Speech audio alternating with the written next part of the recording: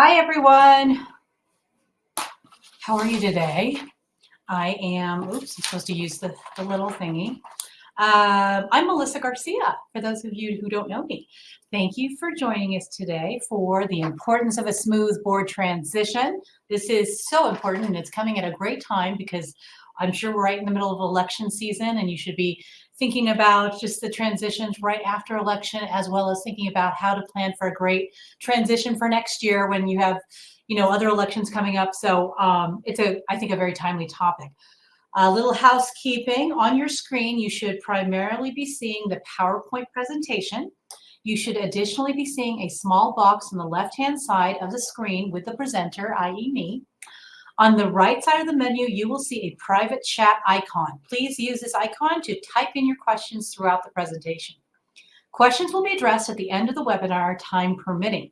If you have audio or video issues during the presentation, please click the No Audio or Video button below the PowerPoint on your screen and follow the instructions. One CMCA credit will be automatically generated and emailed to you within 48 hours after the webinar, assuming you attended the entire program. These credits are not transferable. As a reminder, this presentation will be recorded and added to the Altitude YouTube channel within a couple of days. And all of these programs are also directly on our website. So you just navigate to our website, go on the top, you'll see education, and then there'll be a drop-down menu, and you'll see webinars. Just click on that, and you will see our webinars. Lastly, there will be a survey that will pop up at the end of the webinar. We truly appreciate any feedback you can provide. Your thoughts and opinions assist us with improving our future presentations, so please don't hold back. I'll give you a different name if this class doesn't go well. Maybe at the end, I'll give you two names. If it was great, it's Melissa Garcia. If it was bad, it was David Furman. Anyway, all right, so what are we talking about today? The importance of a smooth board transition. But I also wanted to remind you of our future classes. You know, we have a lot of webinars going on and have tons of educational material on our website. And again, we have old webinars that you can take a look at. And so definitely, if you haven't been on our website, then you should get on and check out some of the stuff that we have. But coming up on October 22nd, we have Board Member Basics, Covenant Enforcement. And that's a board webinar. It is from 5:30 to 7 on October 22nd. Then we have this is our next webinar, our lunch webinar, 10 myths about meetings, proxies, and voting. You definitely need to get on to that webinar. We have a ton of questions come up to us about how to properly conduct annual meetings, and not just annual meetings, but board meetings, and how to act outside of a board meeting. There's a lot of stuff, and that's a great class to attend. So please think about joining us on November 7th from noon to 1 p.m. And then finally, extraordinary remedies for closures and receiverships. That is November 13th from noon to 1 p.m.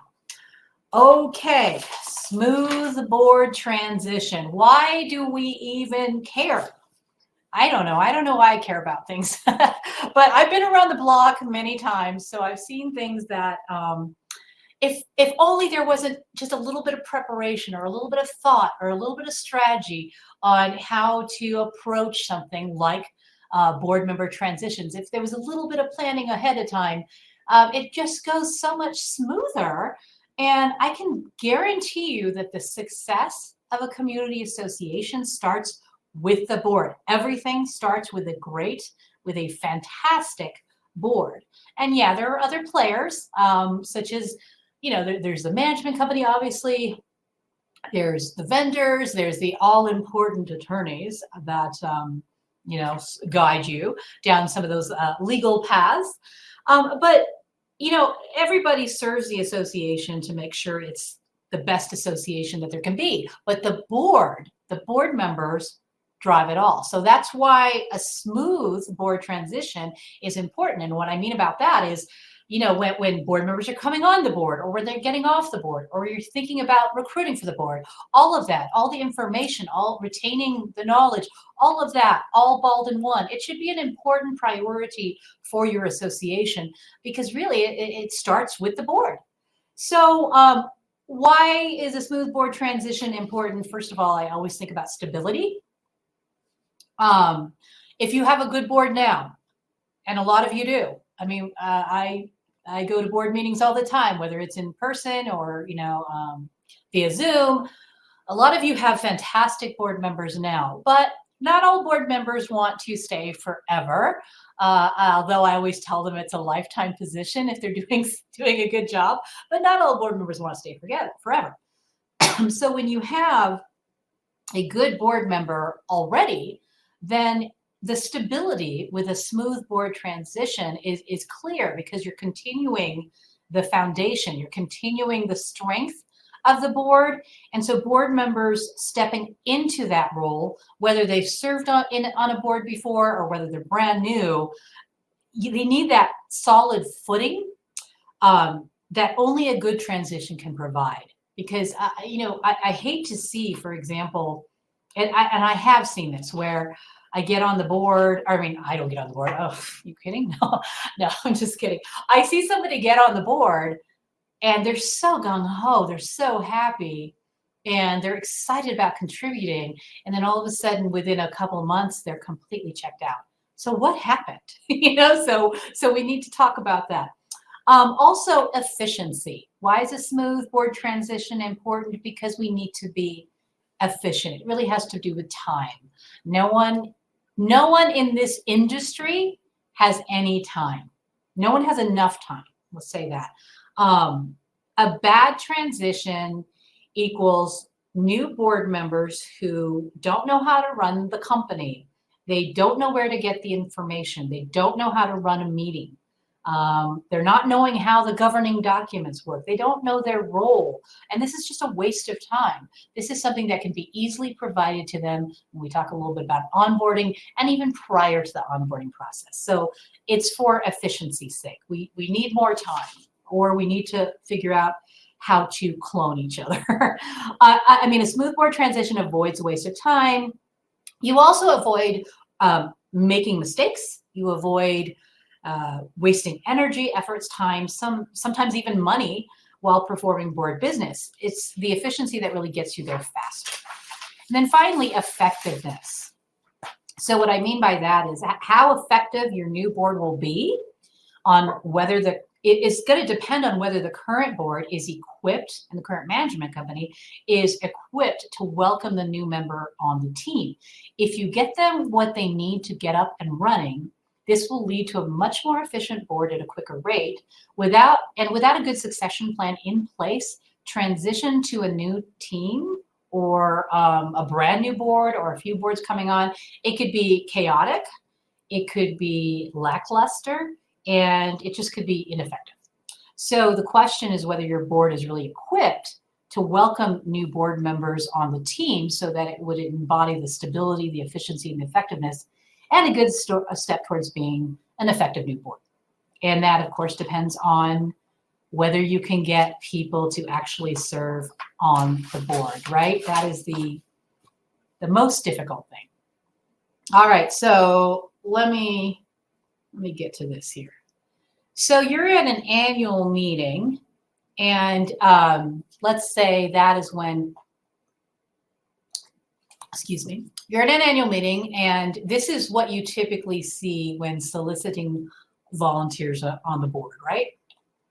So that's what you see. As you're probably chuckling right now, or I'm just chuckling to myself because I think that's pretty funny.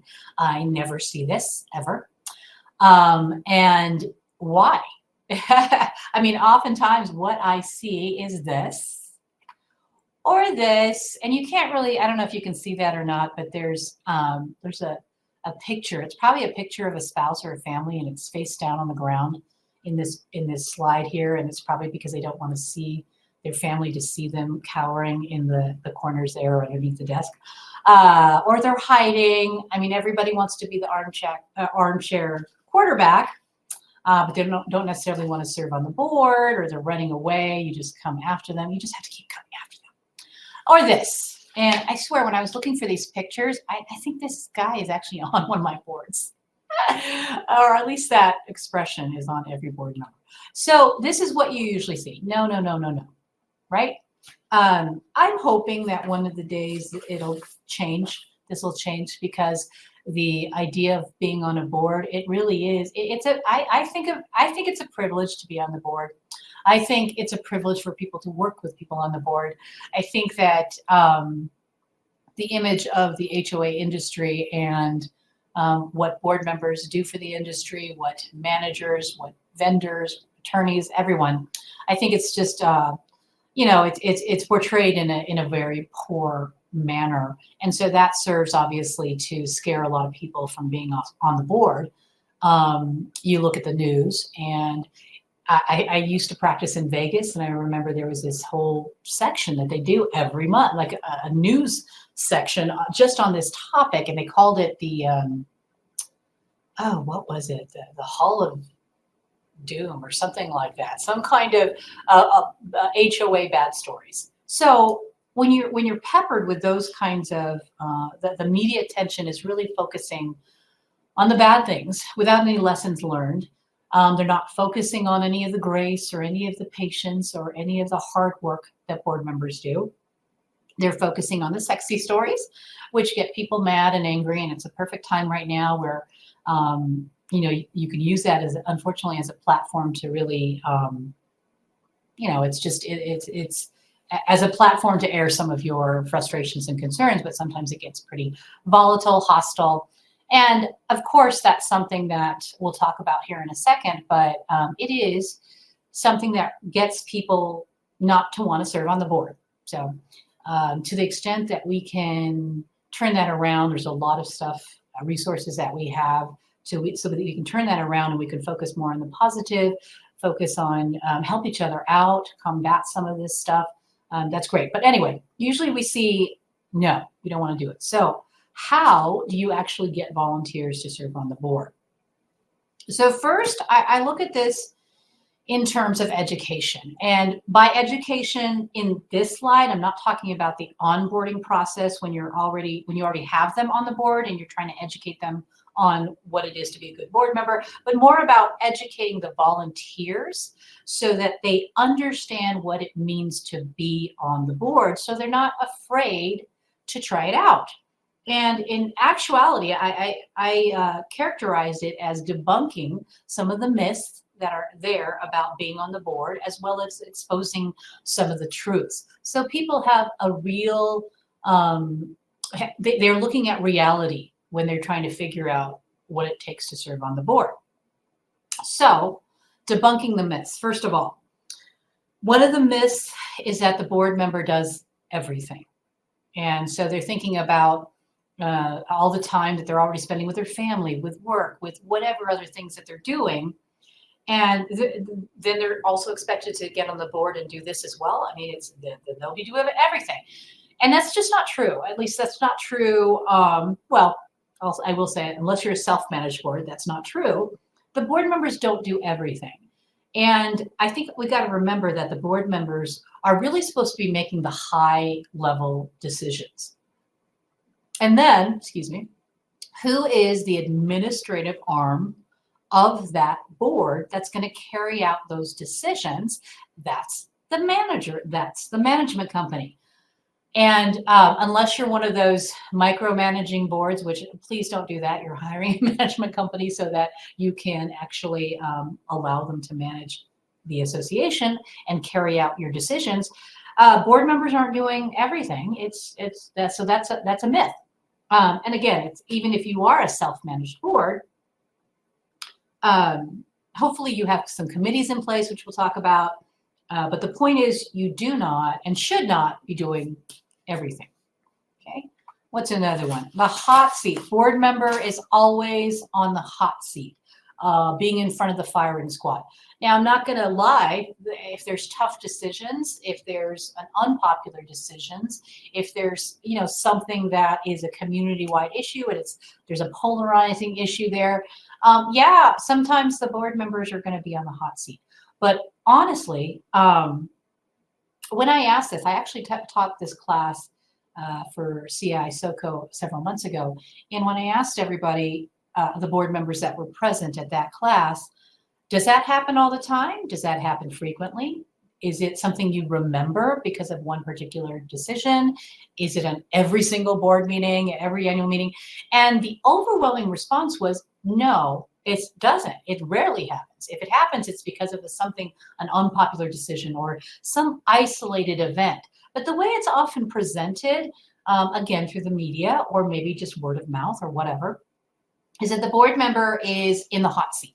So all the time and always in front of firing squad. So that's just not the case. I see that as another myth as well. Okay, main job, side hustle. What I mean by that is the myth is the board member, it's like having a second full-time job.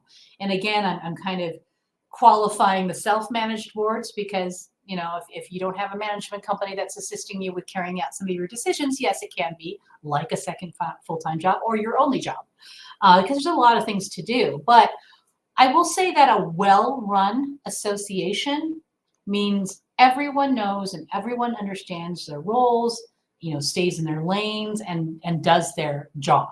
And a board member's job is to make a decision in good faith, prudently, and in the best interest of the association. And then you let others carry that out for you. Again, the management company, or maybe there's a task force that is gathering you the information to make your decision.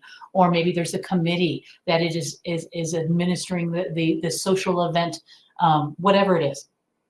So main job, side hustle. Yeah, that is a myth, I think, because, or it's a reality for many because the board itself or the association isn't being it isn't being run as well as it could be run. And I think you can remove some, you know, there's duplications of efforts, there's inefficiencies, there's a lot of things that could have been roles that are being played by two people. There's a lot of things that can be done in order to not make it the full-time job. How's that? And I love it how it says main job and side hustle. I think most people just have that generally. So it's probably main job, side hustle, second side hustle, but second side hustle does not pay you anything at all. Okay, so finally, exposing the truth. You know, I said that being on the board is a full-time job, that statement is a myth, but that's only partly true because board service is a job. It's a commitment. But I just didn't want people to be scared away, and you shouldn't let people get scared away because the payoff could really be great. And again, that's my opinion. But when I've seen a successful board and a successful association, they take a lot of pride in it and they feel great about it. And the community rewards them and so happy and is so appreciative of that. So the best boards, I would say, when it comes to exposing the truth, I'm talking about exposing, well, the last piece is the actual time commitment. So I did say that it shouldn't be a full-time job, but you should at least tell them what's the actual truth. How many hours do you conduct your board meetings? Is it 1 hour? If it's 3 hours, there's something probably wrong. If it's 1 hour, maybe that's right, but you should expose that piece of the truth. But also, the best board members, I was going to say, know how to use their business partners and know how to use their management company, and exposing the reality of both the greatness and the challenges of working with anyone else, and just being very realistic about it. It's not all, you know, rainbows and butterflies. It's just not. That's not how it is in anything. So but be more realistic. It's not all about being in front of the fire squad. It's not all about the board member doing everything. Just be realistic about it. Okay. What else? How do we get volunteers on board? Recruit. So you shouldn't be just recruiting at the annual meeting. So you need to develop relationships. So getting people to serve on the board really should start well before the actual solicitation process. If you have a nominating committee or a nominating process, that sometimes occurs maybe a month before, or I don't know, a couple months before, but it really should start well before that. You would want to identify the proper candidates during the off season. And that really has to do with relationship building throughout the year. And sometimes I hear people say that we're really lucky to get so-and-so on the board. But I think the reality is that you create your own luck by just having this heightened awareness of people and seeing their skills or watching them in action, seeing their attitude and their conversation and their vision. Just this could happen at anything, at a social event, at a prior board meeting. It could actually be somebody who has a dispute because of whatever the issue is, and just seeing how, when you have a dispute with a particular homeowner or whatever, of a vendor or a homeowner, board member, whatever, and the same issue could be a dispute with somebody else, and it's a horrible experience. But it could be a dispute with a particular person, and they're coming in at a very respectful way, and they're about the facts, and they're about educating themselves and you and that kind of thing, and not about the emotions and some of the other things that serve to just foster that dispute.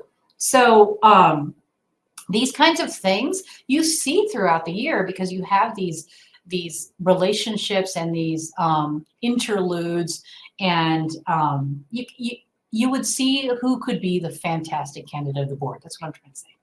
And the point is that you don't want to be that association that waits until the annual meeting or a month before, or God forbid, the annual meeting, and you wait. I always talk, this is my joke about annual meeting comes up and people go to the bathroom, and then all of a sudden when they come out, they're president.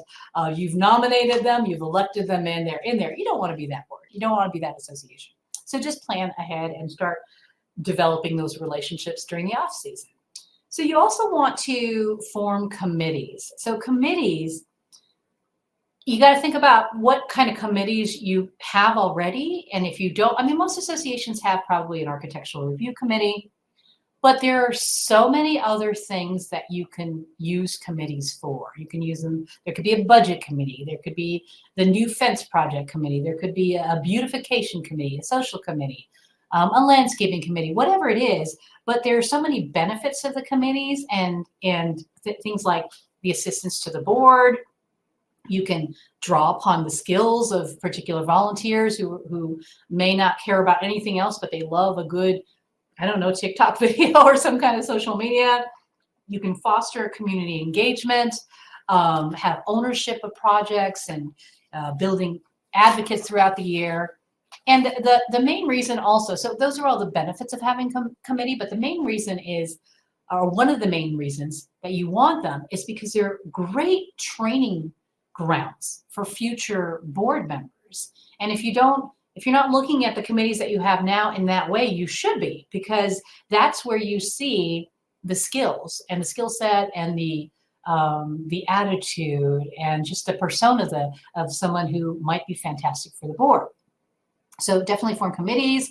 I did want to throw in a legal thing in there. So committees, I don't know how many years ago this was, but committees now, the chairpersons have to meet the same qualifications for board members. So if you didn't know that, that's something that's under Kiowa and Colorado Common Interest Ownership Act, Kiowa.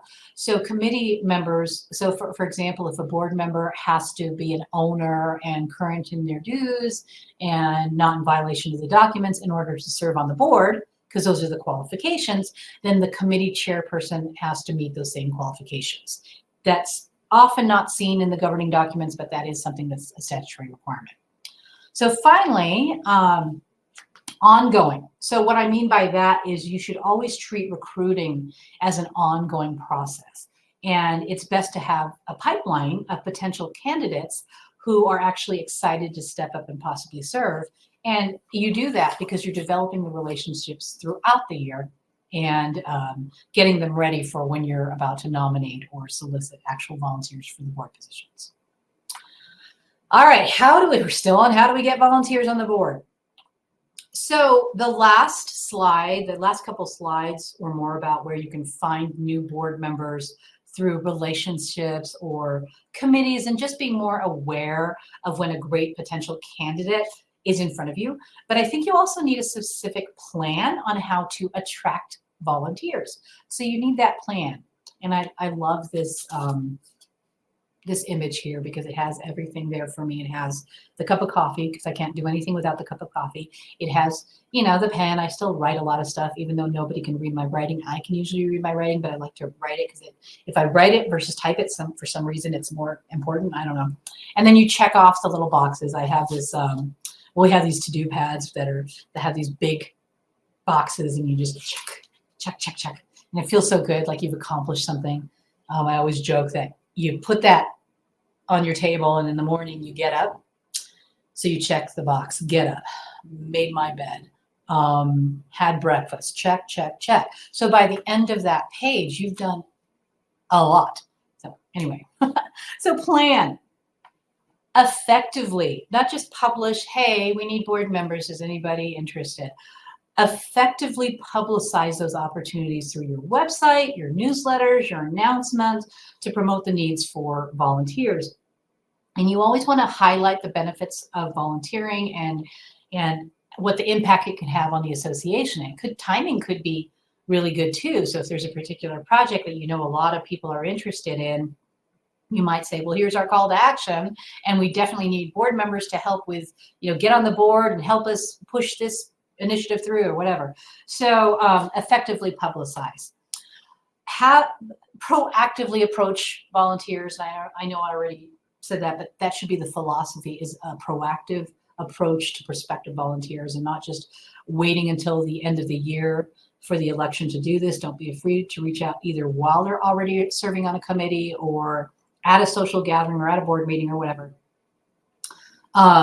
The board meetings themselves, the opportunities at the board meetings themselves, I should have put board meetings up there, or meetings. But the planning itself should extend to ensuring that the meetings that you conduct are concise and well prepared. I can't emphasize that enough. It's terrible when you say, please come to the next board meeting and you'll see what it's all about. And then that's the big shit show. Sorry, I know I'm not supposed to to cuss, but it's terrible because you've just effectively made them reject being on that board because they've seen what a chaotic mess it can be. So if you invite someone to attend the next board meeting, just make sure that they're seeing a good one.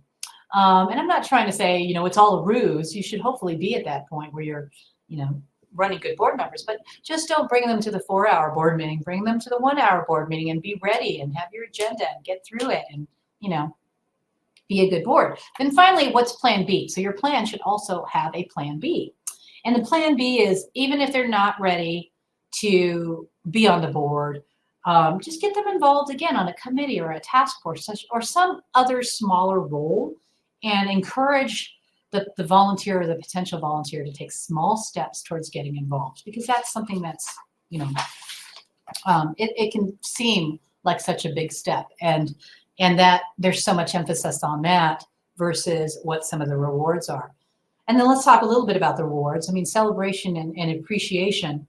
I think all too often boards, they're facing a thankless job, and you need to celebrate the milestones. You need to celebrate at the annual meeting. You need to spotlight and appreciate the board members through the newsletters or social events, whatever it is, just to show that that the contributions are valid and important and really are appreciated.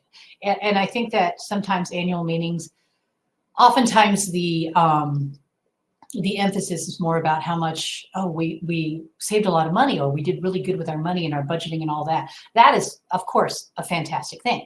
But we shouldn't just make that be the main focus. There should be, what did the individual board members contribute, or just the board in general, and just appreciating and thanking them. I put offer compensation up there as a bit of a joke, but it really isn't a joke, because again, some people think it's a full-time job. And sometimes with the magnitude of some projects, it can feel like a full-time job. I did want to discuss it because the myth is that compensation is prohibited. Now, compensation is not prohibited per statute. So it's not in Kiowa. Kiowa doesn't say you can't pay board members.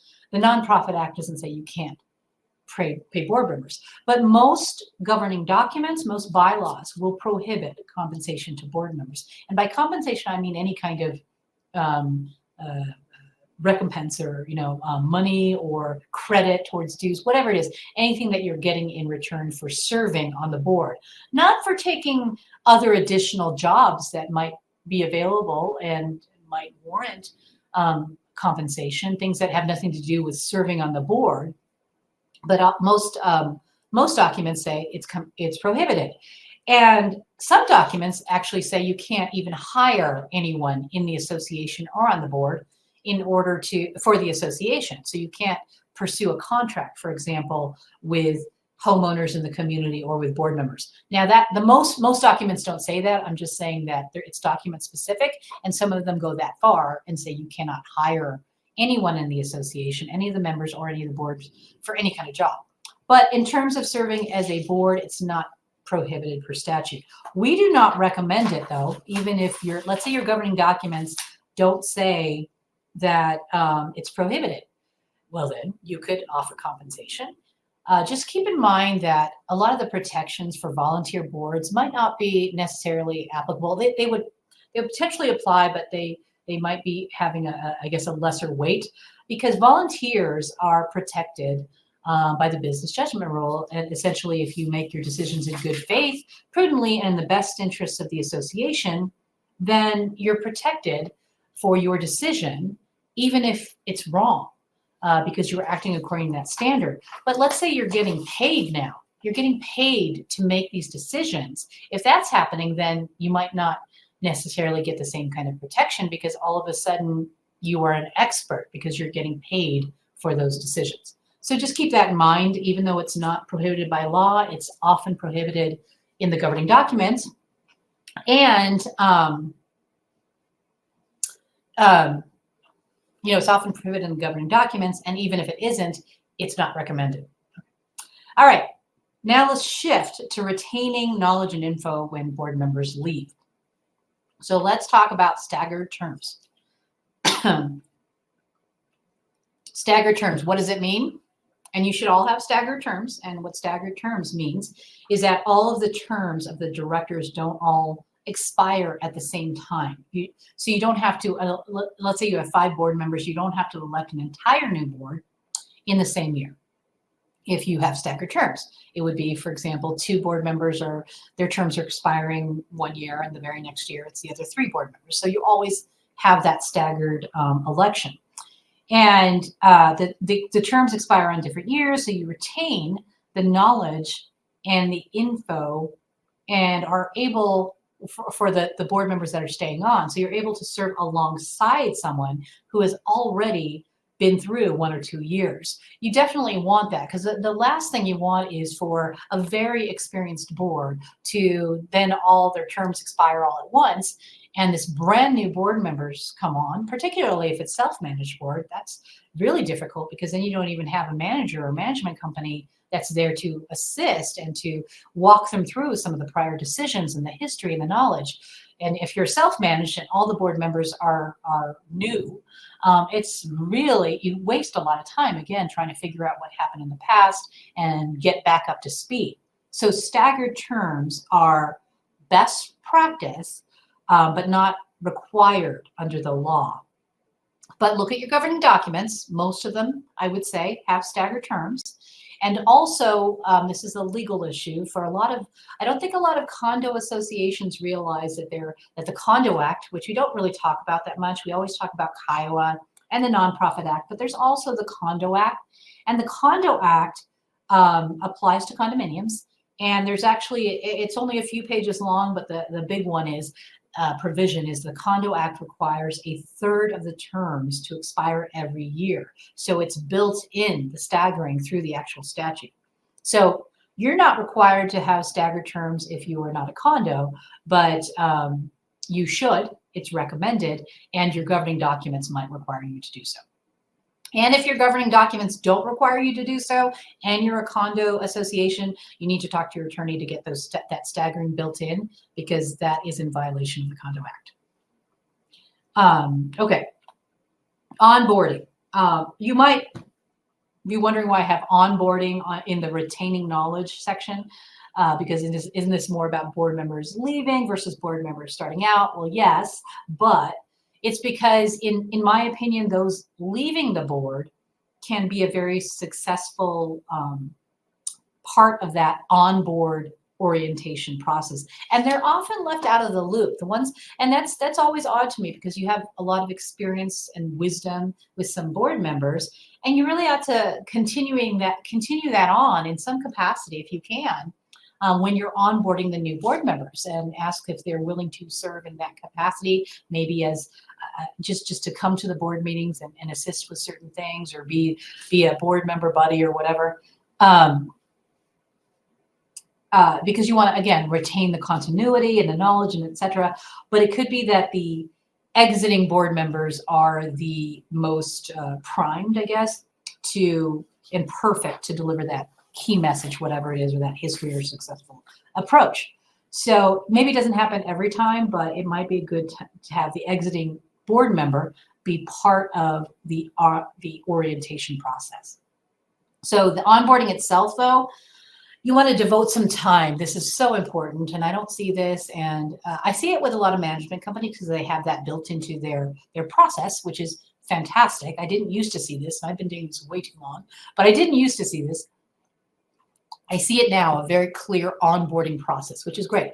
But for self-managed board members, it can be a little bit difficult if you don't have that structure that is usually provided by the management company. You need to devote some time to preparing the new board members to fulfill their responsibilities. And we could have a class just on onboarding to make sure it's successful. But at the minimum, your onboarding should include the general overview. What is it that what does the association do, and what are you responsible for? Those kinds of things. What are the roles? Who are the other players? What does the management company do? What does the architectural review committee do? What do the board members do? What do the homeowners do? All of that should be in this onboarding process. The governing documents, it's so very important to understand the governing documents. And that's not just for newbie board members who've never been on the board. I think it's important to stress that even experienced board members who have been on several other boards of other HOAs, they really need to know the governing documents and how they work, because different states have different laws and they say things differently in their documents. You may have done something the same way for 10 years, but then you move to another association and it's completely different. The powers and duties and obligations all are very different. So understanding how the governing documents work and what they are, and what they do is really important. Goals and the strategic plan. I mean, having a strategic plan is always great, whether it's for the next year, for 5 years down the line, because only if you strategize and think about the future can you then plan and put the initiatives and tasks and all of that in place to achieve those goals. I mean, the same thing as a reserve plan. A reserve plan does that for replacing the capital improvements in your community. 10 years from now, you should have this amount of money in your reserve fund in order to replace that roof. Same thing with just the association. What are your goals for the next 5 years? Do you want to fund the reserve? Do you want to remove the swimming pool and get a new tennis court or a new parking structure in place? Whatever it is, you should strategically plan for it. And you have these milestones and goals every year to achieve that. That should be introduced in the onboarding. Of course, you're not going to go into the detail, but they should know what the vision is for the association. I always say the binder of stuff. I know a lot of people probably don't even actually have physical binders anymore, but what I mean by that is, the welcome letter, the mission statement of the association, the governing documents, the financial data, the organizational framework, the list of board member duties and responsibilities. All of that kind of stuff should be available in some kind of knowledge bank and documentation storage area. And I love just the physical binder. So it's fun to just kind of go through, and a lot of people learn that way a lot better than going online. But so they're not lost. They have this book that they can always refer to, or this, they don't feel like they're at chapter 13 when they walk in. I just pick chapter 13, I don't mean chapter 13, but it's good to have, and it's good to provide that binder if there is the physical binder or the link to all the information prior to them even starting on the board, so they have a little bit of familiarity with it and they can come with questions. Okay, when board members leave, every time I see that, I think when that movie Men Don't Leave, and I know that I'm probably dating myself here. It was a really good movie with Jessica Lange. Well, not a really good movie. It was a good movie with Jessica Lange. But, you know, men do leave, women do leave, and board members leave. Even you could have the most fantastic board ever, they're going to leave. So you need to be prepared for that. So think about things like records retention, as well as records transition. And what I mean about the records transition is the documents and stuff that the board members have that they need to, the ones that have taken stuff and then need to provide it back, which we'll talk about in a second. But for the records retention, here's another legal issue and legal plug. Just make sure you look at Kiowa and make sure you have a records policy and make sure you have a documentation or doc retention. God, I can't even speak today. Doc retention policy. Kiowa requires, and the Nonprofit Act as well, Kiowa requires certain records to be kept for a certain length of time. There's only a few that it actually specifies a retention time frame. The Nonprofit Act does the same. And in both, there are, it might just be the Nonprofit Act, where it actually says certain records need to be kept permanently. So just make sure that you're following those records policies and those provisions in both of the governing document or both the statutes. Now, even though Kiowa and the Nonprofit Act provide retention periods for certain documents, they certainly don't cover all documents. There's so many documents that the association has to run with. And so you should have an actual doc retention policy that prescribes timeframes for how long you're going to keep those records, because you shouldn't be keeping things in boxes, you know, in some storage place that are 20, 30 years old, probably not even 10 years old.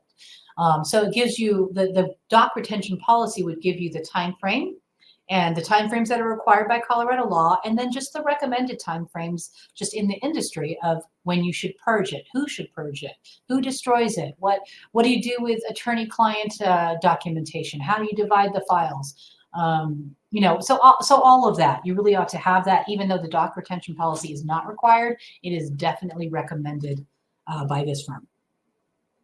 So the records transition, this is more about, you know, being on the front end, being more proactive about board members, about preventing or minimizing the possibility that board members might keep records after they leave, especially if they leave on bad terms. So you want some kind of, I mean, we like to provide a policy regarding board member transition. And so you discuss things like emails, for example. On the front end, you should have an email address that is just for the association. You shouldn't have board members using their own email addresses for the association, but there should be something like, you know, treasurer at happyhollowhoa.com, president at, you know, whatever.com. And then those email addresses then can be transferred to the new board members.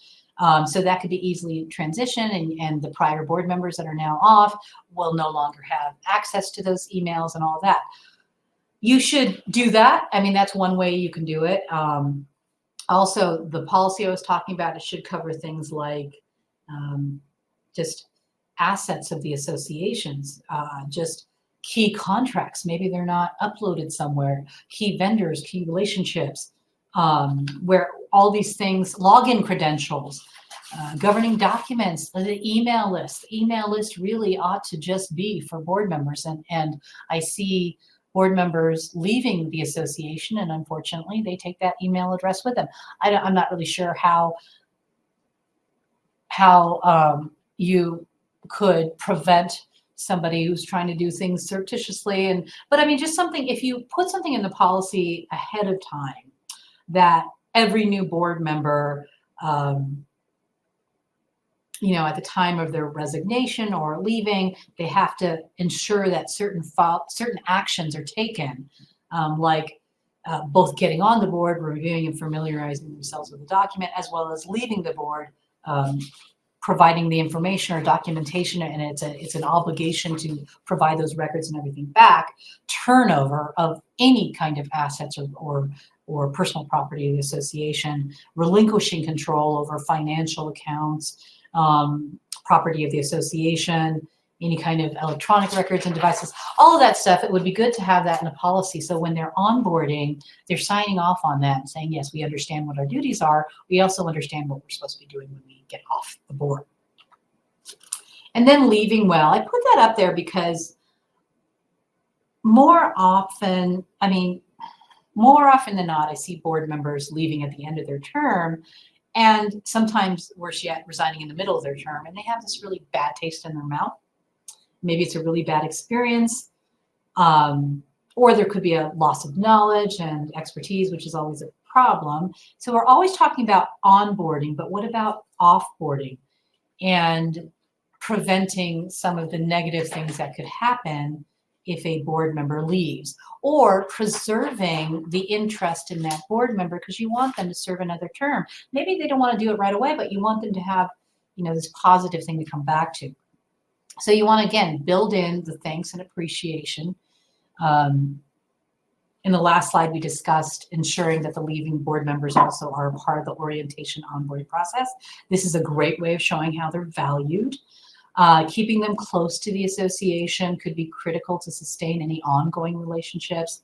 You should think about ongoing engagement strategies for those board members who have left their positions, and think about questions like that you can discuss with them or ask them upon when they're leaving. How would you like to stay involved with the organization? Should you stay on in some committee or other position? Maybe just, again, exiting board members are a great resource. And do you have any insights and advice for new board members or new board leadership coming on board? So what we don't want is the board member to leave with a bad taste in their mouth, and all of a sudden they are trying to sabotage all future decisions of the board or future board actions, or they're bad-mouthing the board, or and that sometimes is not avoidable, but to the extent that you can think about that proactively is a good thing. Okay, just a couple of these things. This isn't really a problematic transition, but sometimes it's just confusing. So really quickly, that should say declarant transition to owner control. I apologize, not declaration, but declarant. But the declarant, just keep in mind, those of you who are still in the developer control where it's a new community, then there's a transition plan that should be in place for when the developer sells units. And as the more units the developer sells or to regular homeowners, the more control that the homeowners will get to elect the board. So really, when I say declarant transition to owner control, I just mean the ability for owners to elect members on the board who then control the association. Just be familiar with both the governing documents and Kiowa in what it prescribes for those transition periods. I'm just going to say, just tell you that the specifics are in, write this down, 38-33.3-303. That's 38-33.3-303. That's the Kiowa provision that addresses declarant transition, and it prescribes timeframes such as no later than 60 days after conveyance of 25% of the units that may be created to an owner other than declarant, then at least one member must be elected by the homeowners. Then it's no later than 60 days after conveyance of 50%, then not less than 33, and a third percent must be owner elected. And then finally, regardless of what it states in the declaration, the control period ends at the earlier of 60 days after conveyance of 75% of the units that may be created, 2 years after last conveyance of unit by declarant in ordinary course of business, or 2 years after any right to add new units was last exercised, the earliest of those.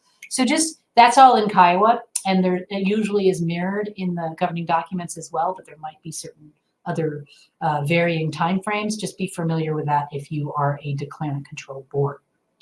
Staggered terms that are no longer staggered. So I don't really, all I mean to say about that is it happens. And it happens where a board member has a 3-year term, then they resign, and then the remaining board members elect in a replacement.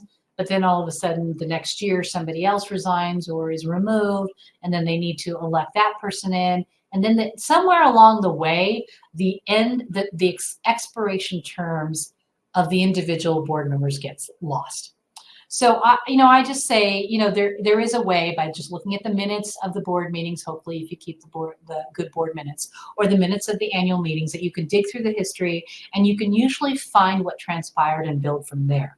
But if not, I don't think there's anything wrong with starting with a clean slate at the next election and building in that staggering process. That's really going to be something that the board members themselves will have to agree to, because it could mean that, hey, you're giving up 2 years on your term because we want to establish a new staggering process. But you can certainly do that. Okay, more election issues. Just the act of the election itself, more problems on that. Question is, if you don't have a quorum, that comes up sometimes. If you don't have quorum, you can't elect directors. That's the bottom line. That's the bottom line. So if you don't have quorums, you can't elect directors. So the remaining directors, or those terms that are the directors whose terms are about to expire, they continue to serve until the next election. And unless they decide to resign. If they decide to resign, then the remaining board members who still have time on their term can appoint someone to serve in the capacity, in the vacancy that was created because the board member has resigned. They don't want to serve another 3 years or 1 year or whatever. So the questions of, well, do they serve until the next election, only 1 year, or do they get to serve an entire full term if they're appointed in, or, all those kinds of questions. A lot of that is document specific, so I can't answer that today. You'd have to talk with your attorney about the specific scenario, because many things are document specific. But just keep in mind that if you don't have quorum, you cannot hold an election prior. The board members whose terms have expired continue to serve until the next election or appointment, unless they resign. And if they resign, then it's a vacancy. So what happens after that? Talk to your attorney. What happens when you have, when I talk about compliance with the documents, and actually, let me go back. When you have a contested election, which means more people are running than positions open, if that ever happens. So let's say you have 3 board positions open and you have 5 people running, that's a contested election. The law requires, and a lot of documents say this now as well, that those kinds of elections have to be conducted with a secret ballot. So nobody can know how the other owners are voting, so it has to be done by a secret ballot. And then finally, the other thing about election issues is counting ballots. Make sure that ballots are counted by a neutral third party. This is all Colorado law. And in the case of a contested election, Kiowa says a neutral third party can't be a board member or a candidate running for the board. And I'm just glossing over these. So if you have more questions, just contact me offline or talk to your attorney. So compliance with the documents, I put that up there because there's sometimes questions of who can serve on the board and what are the qualifications for the board. There's these myths that you have to be an owner. A lot of times I see there's no qualifications and it can be Joe Schmo down the street, and you don't have to be owners. Or sometimes they'll say, well, you're capped, right? You're capped. If you can't have 2 people that live in the same unit run for the board for 2 positions, because you just can't do that. Well, if your qualification section doesn't prescribe that, then both of them can run for the board. Or there's this myth saying if you are not current in your dues, you can't serve on the board.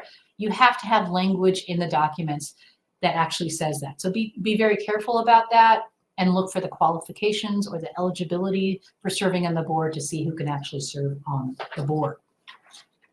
Finally, the CTA. There's a whole class I know we have already on our website about the CTA, so you can always look at that. But just keep in mind that the CTA, it is currently still a law, even though there's lots of efforts being done to try to change that and to get an exemption for HOAs. It is still a law. So as of now, board members are considered, I'm going to gloss over this again, but board members are considered beneficial owners of associations, which are considered reporting companies, which must file a beneficial ownership information report with the Financial Crimes Enforcement Network, called FinCEN. That has to happen by January 1st, 2025.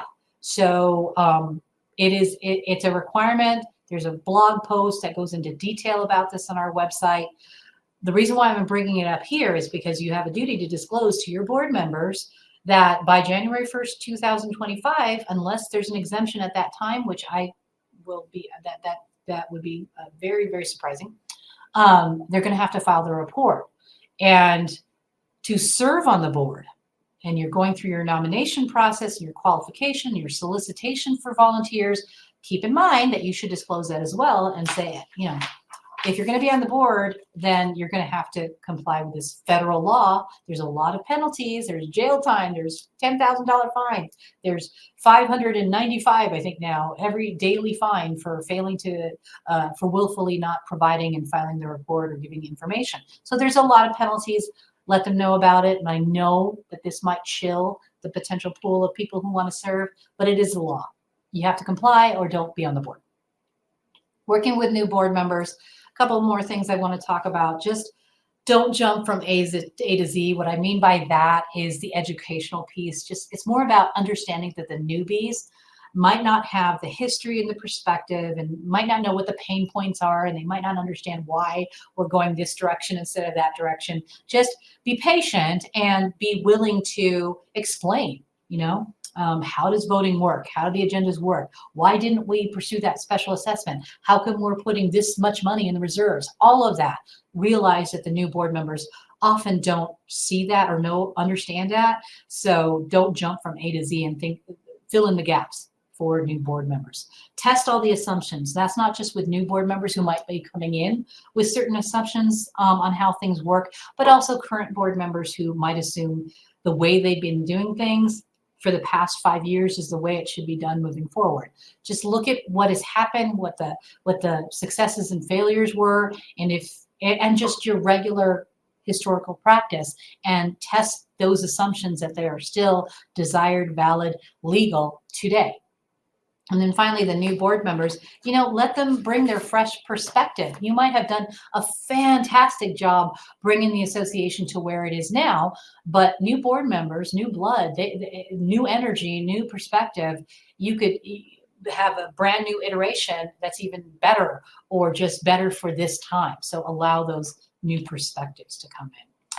Also, just get the board on the same page. What I mean by that is boards don't do well if there are 5 leaders with 5 different goals or 5 different expectations. Get on the same page with respect to the goals and the roles. And once you actually get those goals and roles in place, then stay in your lane. Allow the management company to manage. Allow the committee members to assist you. And then set expectations. You know, devil's in the details. And it starts with everybody understanding again of what their role is on the board. And I think when there's conflict or disputes or hurt feelings or frustrations, usually that happens under 2 circumstances. Number 1, no clear expectation of who is supposed to do what and who has the authority to do what. And then number 2, if there is a clear expectation, then someone's not meeting it, or they're overstepping their bounds. So just set expectations and call people on it if they're not meeting them. Be clear about it and all of that. No one was willing to serve. Now what? We've got one minute here. I say management company options because sometimes the managers say, well, what are we going to do? Nobody wants to serve. Your only option is you need to, if you have no board, and really no board, you should not be the default board. that could expose you to liability. You need to, have that come to Jesus talk and send out the letter saying if nobody steps up, if we don't have an election, we can't run this association. There's a lot of potential liability. And then receiverships. What's a receivership? I mean,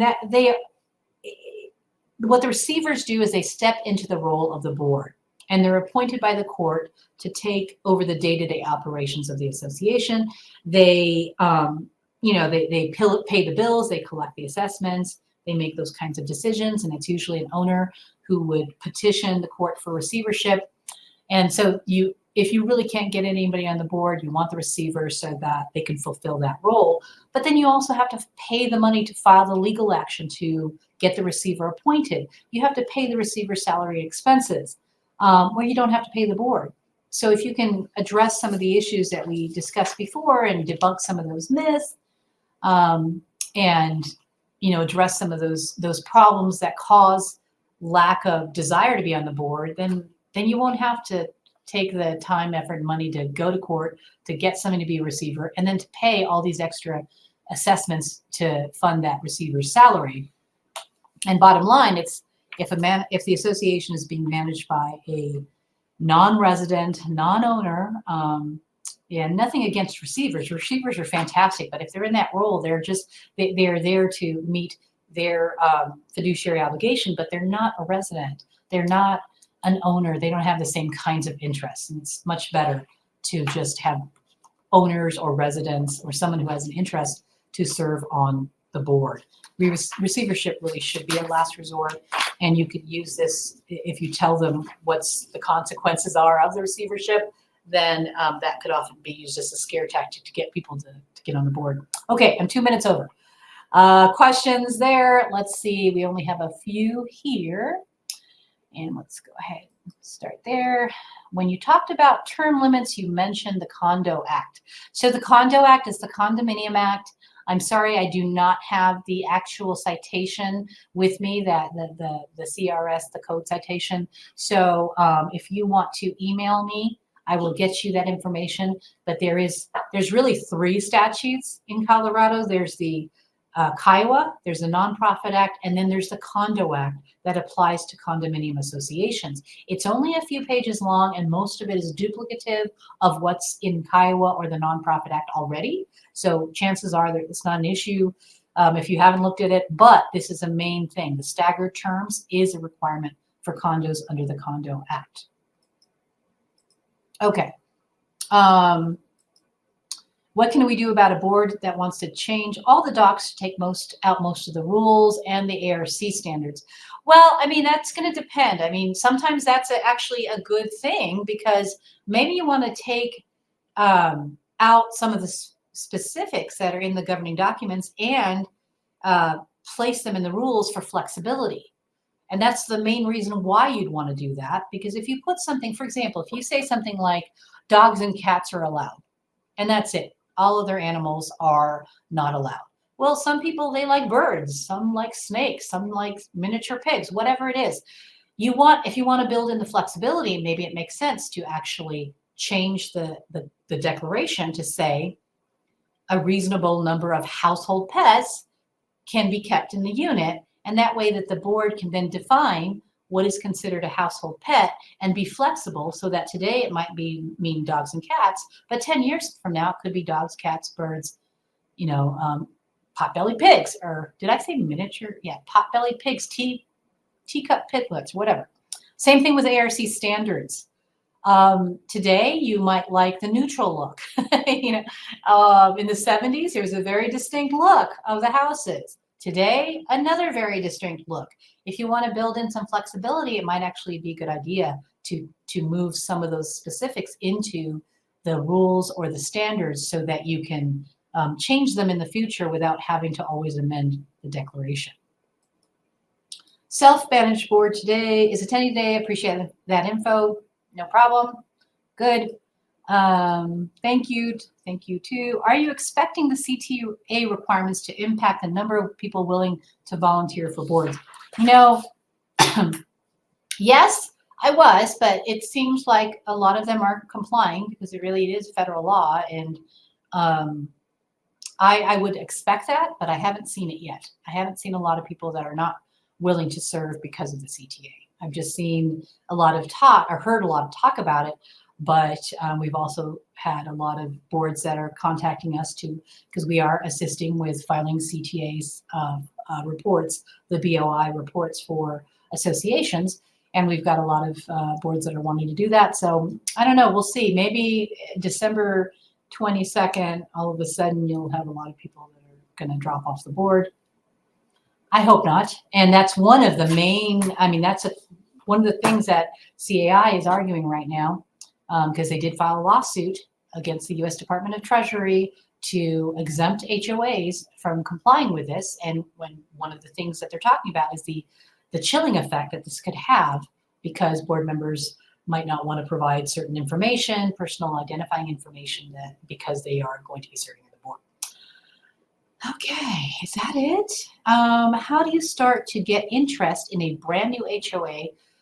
How do you start to get interest in a brand new HOA to volunteer for the board when they're all out-of-state owners? You know, I look at it, if they're all out-of-state owners and you're really looking at the what is the value? Oftentimes they're investor owners then, right? So what is the value of that association to them? Maybe it's targeting what the majority of out-of-state owners would be interested in, the preserving and the growing and the protecting of the assets. If you are on the board, you are in direct control of how to do that and how to make the decisions to most benefit out-of-state investors. So you got to know who your audience is and figure out what those goals are for that particular audience to try to attract them to be on the board.